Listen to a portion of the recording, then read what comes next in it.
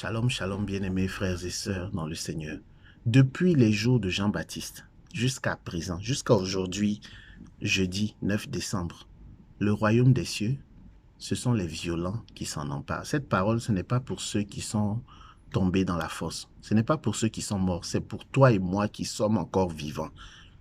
Sur cette terre des vivants, tu dois être violent. Tu dois apprendre à être violent. De quelle violence Jésus nous parle? Il ne nous parle pas de la violence physique ou de la violence psychologique ou sexuelle ou ce genre de choses. Non, il nous parle d'une violence spirituelle. Le chrétien doit faire preuve d'une violence spirituelle.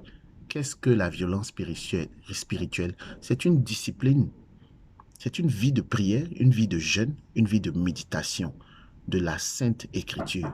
Une vie pour dire, je ne veux plus, ça suffit. Je veux être une meilleure version de moi-même.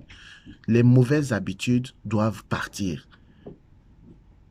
Je suis une nouvelle création. Les choses anciennes sont passées. Voici, toutes choses sont devenues nouvelles. C'est la parole qui nous le dit. Avant, j'étais menteur. Avant, j'étais voleur. Avant, j'étais violeur. Avant, j'étais ceci ou cela. Aujourd'hui, je dois être une autre personne. Je dois être une nouvelle créature. Et je me bats pour ça. Je fais des efforts en espérant que Dieu féconde. Et c'est certain. C'est pour la gloire de Dieu. Dieu a intérêt à ce que nous soyons de meilleures personnes. Dieu a intérêt à ce que nous manifestions sa volonté. Donc, Dieu va féconder tes efforts. Jacob a fait preuve de ce type de violence. Jacob s'est battu en Genèse 32. Va le méditer. Jacob s'est battu contre un ange en Genèse 32. Avant l'aurore, l'ange lui dit, laisse-moi partir. L'aurore arrive. L'aurore va se lever bientôt. Le jour va se lever. Et Jacob de répondre, je ne te laisserai pas partir tant que tu ne m'as pas béni. Tant que tu ne m'es béni, je ne te laisserai pas partir. Nous n'avons pas à lutter contre la chair et le sang, mais c'est contre les principautés. Ce n'est pas contre ton patron qu'il faut te battre. Ce n'est pas contre ton épouse ou ton époux. Ce n'est pas contre tes frères et tes sœurs. Ce n'est pas contre tes collègues de travail. Ce n'est pas contre ces personnes que tu dois te battre.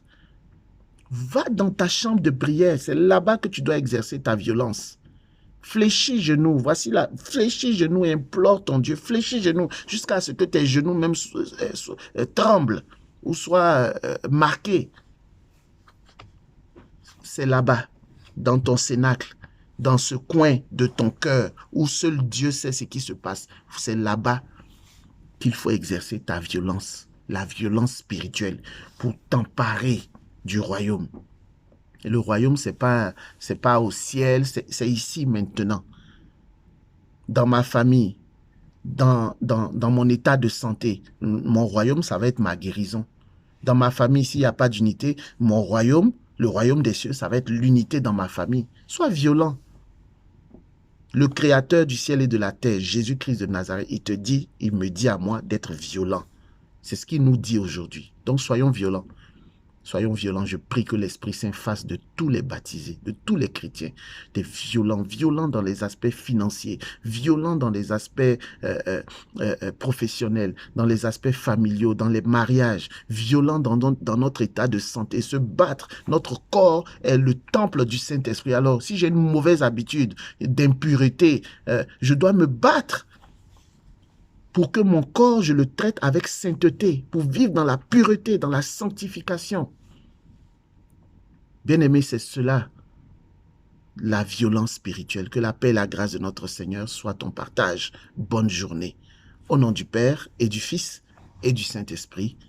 Amen.